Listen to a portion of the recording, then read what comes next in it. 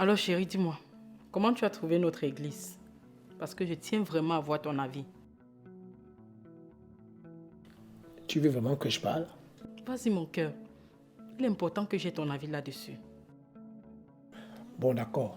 Côté louange, c'était pas mal.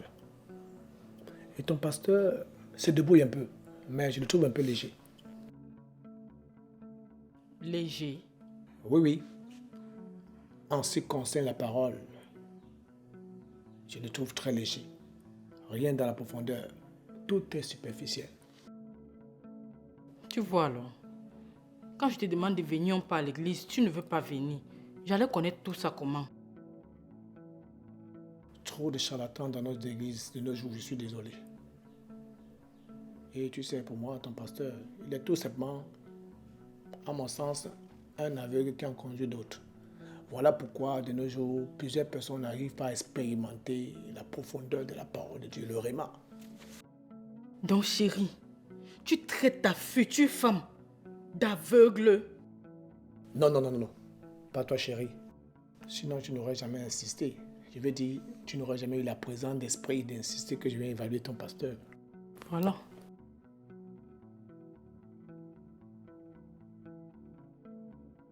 Voilà. Quelques exemples. Ce sont des remarques que j'ai faites dans les églises que j'ai visitées. Tu sais, j'ai passé mon temps à corriger tout ce qu'il disait. Il a passé son temps à raconter des choses qui ne collent pas avec la parole de Dieu. Il n'arrivait même pas à expliquer les exemples qu'il donnait. Mais chérie, tu fais comment pour connaître tout ça? Cette connaissance profonde de la parole. Mais pourtant, tu m'as dit que tu n'es jamais allé dans une école biblique ou même autre école de théologie. Laisse tomber toutes ces écoles. Jésus qui est sur la terre, tu as entendu dire un jour qu'il a fait une école? Mais la Bible nous dit que Jésus allait dans le temple apprendre depuis qu'il avait 12 ans, non? Faux. Archi faux. Voilà une des hérésies qui pullulent dans les églises. Jésus qui n'allait pas dans les temples pour apprendre, mais plutôt enseigner. C'est écrit là. Là dans la Bible. Faut lire, chérie. Sinon on va t'abrutir. Mais tu peux avoir raison, hein, chérie. Et puisque tu dis que mon pasteur est léger, et toi tu ne fréquentes aucune église, qui va donc nous marier? Je veux dire, qui va donc bénir notre mariage? Très bonne question. Tu sais, chérie, dans ce pays, je ne vois aucun pasteur qui soit capable de m'enseigner la parole. Je la maîtrise. C'est comme si je chignais avec la Bible. Dis-moi, comment est-ce que je vais susciter des gens qui n'ont même pas un quart de ma connaissance? Ah bon? J'ai fini par comprendre que Dieu m'a envoyé sur cette terre pour corriger les soi-disant hommes de Dieu. Je suis en quelque sorte le correcteur de Dieu. Et mon travail, il est basé essentiellement sur les réseaux sociaux. Personne n'y échappe. Je corrige tout et tout le monde. Mais chérie, nous pouvons quand même contacter un pasteur qui partage les mêmes convictions que toi, non? Pour célébrer notre mariage. Apparemment, tu ne comprends rien de ce que je dis depuis là. Comment vais-je constater quelqu'un qui n'a aucune profondeur pour venir célébrer mon mariage? Dis-moi, est-ce que c'est possible? Et on va alors faire comment? Tu sais, ma mission, c'est de corriger tout le corps de Christ, enseigner les pasteurs et les fidèles. Amen, oh. Amen. Ils doivent tous s'asseoir et écouter le maestro. Alléluia. En ce qui concerne le mariage, laisse tomber s'il te plaît. Pour l'instant, attends-toi à m'apporter quelque chose à manger. J'ai une faim d'ogre. Ok, sans souci, mon roi. Donne-moi une minute.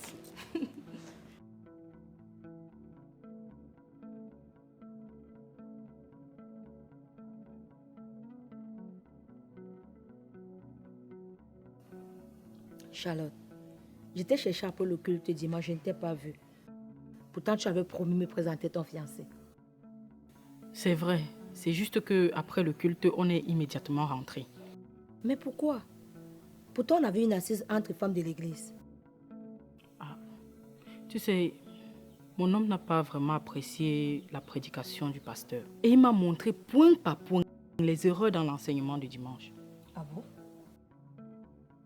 Je t'assure que quand mon gars commence à te prêcher la parole, tu vas abandonner tout ce que tu fais pour l'écouter. Oui, oui. Tu vas comprendre que nous perdons notre temps dans les églises dans ce pays. Lui là, il maîtrise. Tu crois vraiment? Effectivement. Au fait, depuis il me parlait même, mais c'est maintenant que je comprends qu'il a vraiment le rhéma. Il faut avoir une certaine maturité spirituelle pour pouvoir entrer en profondeur dans la parole avec lui. Incroyable. Je t'assure, Nathalie, le gars m'a prouvé par A plus B que nous sommes dans l'erreur en payant les dîmes, en donnant les sémences, en jeûnant, en faisant même des longues prières. Oui, tous ces trucs qu'on fait en assemblée là, ça ne sert à rien du tout. Hein? Oui, oui, il ne croit pas au discipulat, au baptême des eaux, au ministère des prophètes. Et la chose la plus intéressante, c'est qu'il ne croit pas à ces histoires de pères spirituels là. Oui, toutes ces histoires qu'on fait dans les églises pour endormir le peuple. Non, non, lui il n'est pas dedans. Et il a les preuves bibliques qui attestent cela. Hein. C'est pas possible. C'est pas possible. Je savais que tu allais réagir comme ça. Tu sais, mon homme est un envoyé de Dieu. Depuis que je l'ai rencontré, je sens que je maîtrise plus la parole de Dieu. Je veux dire, je grandis plus spirituellement. Pas vos histoires d'église où on vous a endormi là. Non, non, je ne suis pas dedans. Wow. Comme je te parle là, je ne peux plus mettre mes pieds dans une église. Non, non, plus jamais. Mon homme est mon guide. Oui, sur tous les plans. Il me guide moralement, spirituellement, bref, tous les plans. Donc, plus jamais mon pied dans une église. Plus jamais. Charlotte, fais attention. Tu vas à la dérive là. Sache que l'amour peut rendre aveugle et peut te faciliter à comprendre et à croire tout bon parleur. Je ne te permets pas d'insulter mon homme. Parce qu'il n'est pas un bon parleur comme tu le dis là. Ok, ok. Je te le concède. Un homme qui ne veut pas être enseigné, qui croit tout connaître, un homme qui te retire de ta propre communauté chrétienne. Charlotte, fais gaffe. Fais gaffe. Tu sais quoi? Je te comprends largement parce que tu es encore dans le moule des églises superficielles là. Et je pense qu'on a vraiment lavé ton cerveau. Non, tu ne me comprends pas du tout. Imagine qu'il t'épouse. Au cours de votre mariage, vous rencontrez des problèmes. Qui va résoudre cela? Mon gars, lui, il est profond. Tu sais, l'apôtre Paul disait que lui, il est arrivé jusqu'au 3e ciel. Mon gars, lui, il est monté jusqu'au 7e ciel. Donc, il a dépassé même l'apôtre Paul. On ne peut pas avoir de problème, t'inquiète pas. Charlotte, un homme qui t'isole de tout, qui est l'unique centre de ta vie, le seul que tu écoutes et qui n'écoute à personne. Ma chère, je ne peux te conseiller. S'il te plaît, fais attention. Je te comprends et je te plains en même temps. Tu ne peux pas comprendre. Et je te souhaite vraiment de rencontrer une personne pareille. Ok, d'accord. Alors dis-moi, qui va célébrer votre mariage? Puisque tu as décidé de ne plus venir à l'église et lui n'a pas de congrégation ni de leader spirituel. Pour le mariage, ne t'inquiète pas. Lui-même, il va le faire. Parce qu'il en a la capacité et l'autorité nécessaire.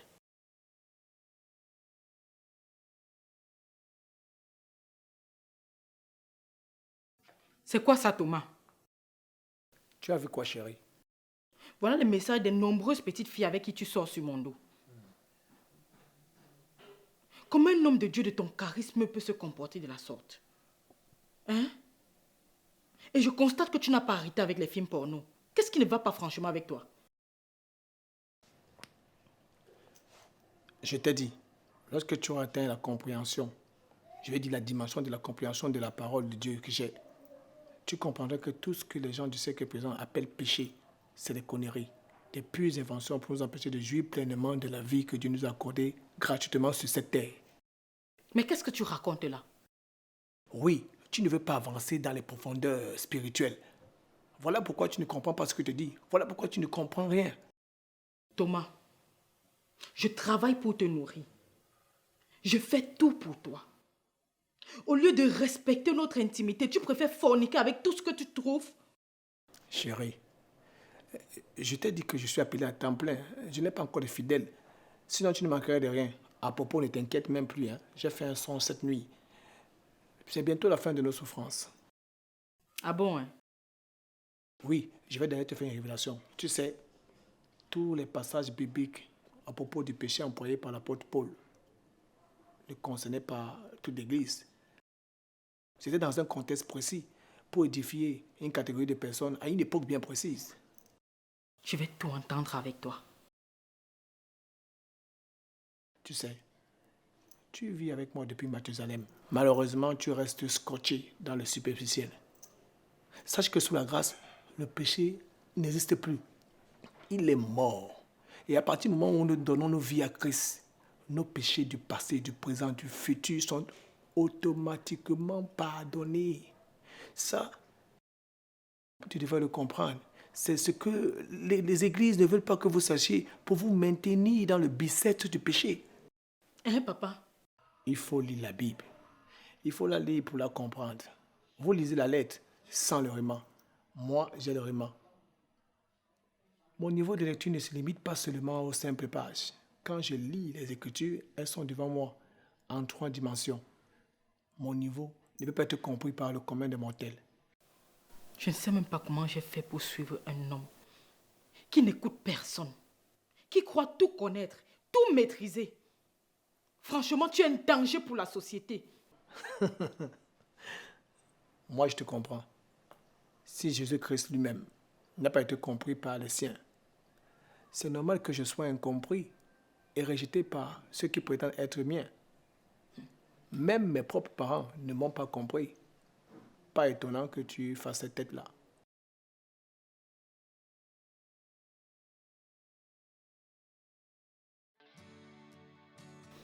Nathalie, je sais qu'il y a de cela quelques mois, je suis venue ici te voir pour te parler de mon mari. Je crois que j'ai fait fausse route. Je ne comprends pas. J'ai l'impression d'avoir été envoûtée. Et que veux-tu que je fasse maintenant? Hein? Puisqu'il y a de cela quelques mois, tu es venu ici là même me dire à quel point il était porteur du Saint-Esprit. Qu'il n'avait besoin de personne à qui rendre compte de ses actes et autres choses. Hein? D'ailleurs, qu'est-ce qu'il t'a fait pour te mettre dans cet état? Je ne comprends pas dans quoi je me suis embarquée. Cet homme, c'est le diable en personne. Hein? Il fait ce qu'il veut. Il sort avec toutes les filles du quartier, disant que la fornication et l'adultère ne sont plus d'actualité aujourd'hui. Pardon? Il dit que lorsque tu es en Christ, tes péchés passés, présents et même futurs sont pardonnés. Donc tu peux faire tout ce que tu veux. Le gars passe les longueurs de ses journées à regarder les films porno. Et le pire dans tout ça, c'est qu'il ne travaille même pas. Je suis obligée de supporter toutes les charges de la maison. Je voulais aller voir le pasteur pour qu'il lui parle. Quel pasteur? Charlotte, tu veux aller rencontrer quel pasteur? Celui-là que vous avez dit qu'il ne prêche rien? Que ses paroles sont légères? Celui-là que vous avez humilié? Tu crois vraiment que si le pasteur appelle ton mari pour causer avec lui, il va venir?